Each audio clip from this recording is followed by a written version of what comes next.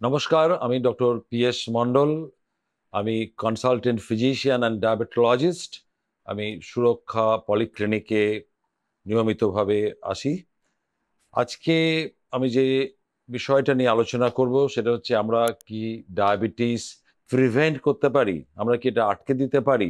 সকলে আমরা জানেন যে ডায়াবেটিস একটি বড় রোগ এবং ভারতবর্ষে ডায়াবেটিস রোগীর সংখ্যা দিন দিন ভীষণভাবে বেড়ে চলেছে। এই মুহূর্তে সম্ভবত 11 থেকে 12 কোটি টাইপ 2 ডায়াবেটিক পেশেন্ট আছে ইন্ডিয়াতে। সবচেয়ে বড় কথা হলো তাদের মধ্যে 50% মানে তাদের মধ্যে 100 জনের মধ্যে 50 জন জানেন না যে তাদের ডায়াবেটিস আছে।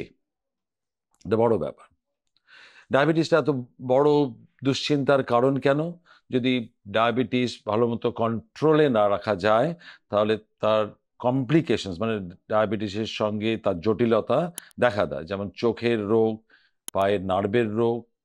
আপনারা জানেন যে অ্যাম্পুটেশন মানে পা যে অঙ্গহানি তার একটা বড় কারণ হচ্ছে ডায়াবেটিস।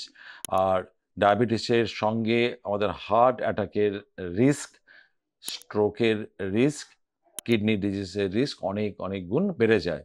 আর ডায়াবেটিস শুধু একলা থাকে না, সাথে সাথে ব্লাড প্রেশার মানে হাই ব্লাড প্রেশার যাকে আমরা হাইপার টেনশন বলি, এবং তার সঙ্গে কোলেস্টেরলের মাত্রা বাড়ে, ট্রাইগ্লিসারাইডের মাত্রা বাড়ে, এবং অনেক ডায়াবেটিক রোগী আছেন যারা তার সঙ্গে তামাক জাতীয় নেশার জিনিস ব্যবহার করেন।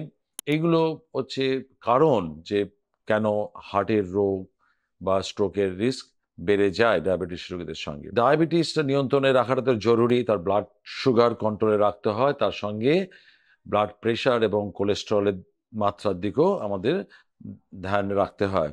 এগুলোকে যদি আমরা কন্ট্রোলে রাখতে পারি তাহলে অনেকাংশে আমরা কমপ্লিকেশন আটকে দিতে পারি। কিন্তু আমার আজকে আলোচনার বিষয় সেটি নয়। আজকে আমার আলোচনার বিষয় হচ্ছে যে আমরা কি ডায়াবেটিস আটকাতে পারি? টাইপ 2 ডায়াবেটিসকে আটকে দিতে পারি? আমাদের যে ডেটা, যে পরিসংখ্যান বা যে সমস্ত তথ্য আছে তা থেকে আমরা পরিষ্কারভাবে বলতে পারি যে আমরা চাইলে ডায়াবেটিস আটকে দিতে পারি। এই টাইপ 2 ডায়াবেটিস হবার আশঙ্কা কাদের বেশি সেটা প্রথমে জানতে হবে। তাদের সতর্ক হতে হবে যাদের ফ্যামিলিতে, পরিবারে ডায়াবেটিসের কেউ আছেন, যেমন বাবা মা, ভাই বোন, মানে আমরা বলি ফার্স্ট ডিগ্রি রিলেটিভ। যদি কেউ এই রোগে ভুগছেন তাদের মধ্যে এই রোগ হওয়ার আশঙ্কা অনেক বেশি। ধরুন আমার যদি বাবা মার এই ডায়াবেটিস রোগ থাকে বা আমার ভাই বোনের থাকে তাহলে আমার রোগ হওয়ার আশঙ্কা বেশি। যাদের শারীরিক পরিশ্রম কম, যেমন ধরুন যারা সকাল 9টা থেকে সন্ধ্যে 6টা 7টা পর্যন্ত শুধু এই অফিসে বসে কাজ করছেন, তারা একবারও ওঠেন না, হাঁটাচলা করেন না, তাদের এই রোগ হওয়ার আশঙ্কা আর বাকি 5 জনের চেয়ে অনেক বেশি। যাদের ওজন বেশি, উচ্চতার হিসেব অনুসারে যে ওজন হওয়া উচিত তার চাইতে যদি ওজন বেশি থাকে তাহলে তাদের মধ্যে এই ডায়াবেটিস হবার আশঙ্কা বেশি। তাহলে আমরা জানলাম যে কাদের মধ্যে আশঙ্কাটা বেশি, যাদের ওজন বেশি। আর যাদের অনেক সময় আমরা দেখি যে কিছু মহিলা যাদের প্রেগনেন্সির সময় সুগারটা বাড়ে, আবার বাচ্চা হয়ে গেলে তাদের সুগারটা আবার কমে যায়, তাদেরকে বলি আমরা, সেই ঘটনাটাকে বলি জিডিএম, জেস্টেশনাল ডায়াবেটিস মেলাইটাস।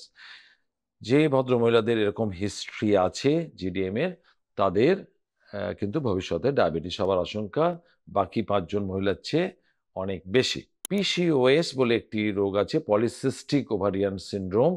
কম বয়সের মহিলারা এই রোগে ভোগেন এবং তাদের মধ্যেও এই ডায়াবেটিস হবার আশঙ্কা অনেক বেশি। আর আমি আগেই বলেছি যে ডায়াবেটিস সাধারণত এক আলাদাভাবে থাকে না।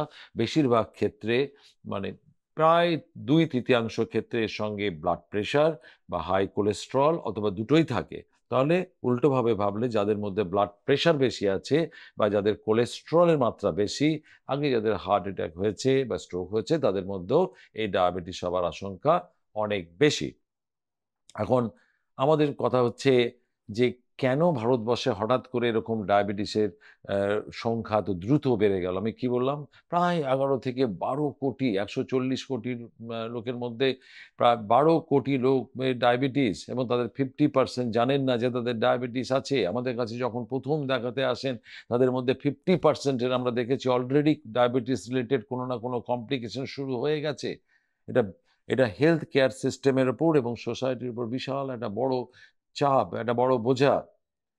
তো তাহলে আমরা একদিকে আলোচনা করলাম যে আমরা যদি সুগার নিয়ন্ত্রণে, ব্লাড গ্লুকোজ নিয়ন্ত্রণে রাখতে পারি, ব্লাড প্রেশার, কোলেস্টেরল ঠিকমতো কন্ট্রোলে রাখতে পারি, তাহলে আমরা অনেকটা কমপ্লিকেশন আটকাতে পারি। দ্বিতীয় কথা হচ্ছে যে যখন এই ওজন বাড়তে থাকে তখন ডায়াবেটিসের রিস্ক অনেক বেড়ে যায়। কেন আজকে আমাদের মধ্যে এত ওজন বেড়ে যাওয়ার প্রবণতা?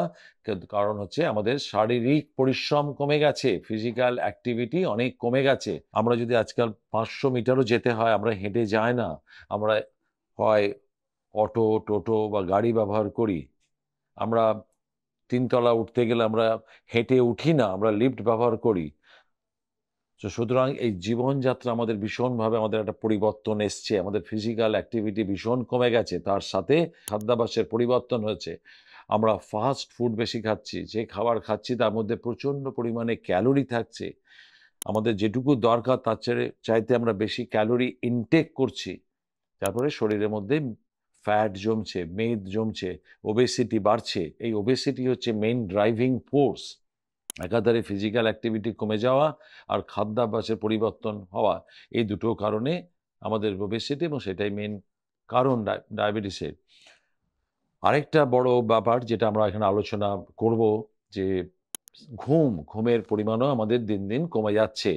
আমরা খুব কম মানুষ আমরা আছি যারা 7 ঘন্টা ঘুমোই। ঘুমানোর পর্যাপ্ত সময় আমাদের হাতে নেই। এটিও একটি বড় কারণ ডায়াবেটিসের এই সংখ্যা বেড়ে যাওয়ার পিছনে। তাহলে কিভাবে আমরা এটা আটকাতে পারি? তাহলে আমরা প্রথমে দেখব কাদের মধ্যে এই টাইপ 2 ডায়াবেটিস সবার রিস্ক বেশি। আমি সেটা আলোচনা করেছি। তাদের প্রথম থেকে সতর্ক হতে হবে। তারা যদি দেখেন যে তাদের ওজন বেশি, ফিজিক্যাল অ্যাক্টিভিটি কম, তাহলে তাদের ওজন কমাতে হবে। দেখা গেছে যারা প্রতিনিয়ত রিসার্চ করছেন তারা দেখিয়েছেন আমাদের কাছে যে 7% যদি ওজন কমাতে পারি তাহলে কিন্তু এই ডায়াবেটিস রোগটি আটকে দেওয়া যায়। যা আজকে আছে তার থেকে যদি 10% হলে তো খুবই ভালো কথা। তো সেটা তো এমনিতে কমবে না। ওজন কমাতে গেলে আমাদের ফিজিক্যাল অ্যাক্টিভিটি বাড়াতে হবে, প্রতিদিন নিয়মিত এক্সারসাইজ করতে হবে। সেই আবার এক্সারসাইজের একটা পরিমাপ আছে। মোটামুটি সপ্তাহে ১৫০ মিনিট এক্সারসাইজ করতে হবে। মডারেট ইনটেনসিটি, আমি বলছি না যে ভীষণ হেভি কিছু এক্সারসাইজ করা। ব্রিস্ক ওয়াকিং ফর এক্সাম্পল, সাঁতার কাটা, সাইকেল চালানো, বাড়িতে অ্যারোবিক এক্সারসাইজ করা, জিমে গিয়ে অ্যারোবিক এক্সারসাইজ করা। তো এই এক্সারসাইজ যদি আমরা করি সপ্তাহে ১৫০ মিনিট, মানে ৩০ মিনিট করে ৫ দিন, এবং পরপর ২ দিন ছুটি নেওয়া যাবে না। সপ্তাহে ২ দিন নাও করতে পারি, কিন্তু পরপর ২ দিন ছুটি নেওয়া যাবে না। তাহলে একদিকে এক্সারসাইজ, 7 ঘন্টা ভালো করে ঘুম, এবং খাদ্যাভ্যাসের পরিবর্তন। যতটুকু আমার খাওয়া দরকার, আমার শারীরিক পরিশ্রম কতটা তার উপর ডিপেন্ড করে। যদি আমি তার চেয়ে বেশি খাবো না, তার জন্য দরকার পড়লে আমরা ডায়েটিশিয়ানের সঙ্গে বা নিউট্রিশনিস্টের সঙ্গে কথা বলবো, যাতে আমাদের ওজনটা না বাড়ে। আমরা যদি 7% ওজন কমাতে পারি তাহলে কিন্তু আমরা ডায়াবেটিসটাকে আটকে দিতে পারি। তাহলে কি করতে হবে? খাদ্যাভ্যাসের পরিবর্তন আনতে হবে, ফাস্ট ফুড নয়, মোর ফ্রুটস অ্যান্ড ভেজিটেবল, সবুজ সবজি বেশি, বেশি করে ফল, যাতে সুগার অ্যাড করা আছে যে কোনো জিনিসে, যাতে সুগার, যেমন সফট ড্রিঙ্কস, কেক, আইসক্রিম, যাতে সুগার, ফাইন সুগার অ্যাড করা আছে সেগুলোকে অ্যাভয়েড করা। বেশি করে, আগেই বলেছি, ফল সবজি বেশি করে খাওয়া। আর ভাজা তেলের জিনিসপত্র যদি আমরা কম খাই তাহলে ক্যালোরি কম যাবে, এটা করতে হবে। আর নিয়মিত যদি আমরা শরীরচর্চা করি, খানিকটা ভালো করে ঘুমোই, মানে হেলদি লাইফস্টাইল যদি লিড করি, তাহলে কিন্তু আমরা ডায়াবেটিসটাকে আটকে দিতে পারি। এই প্রসঙ্গে আমি বলবো যে সকলের উচিত তামাক জাতীয় যে কোনো নেশা বর্জন করা। সে খৈনি হতে পারে, সিগারেট হতে পারে, বিড়ি হতে পারে, যে কোনো জিনিস বর্জন করা উচিত।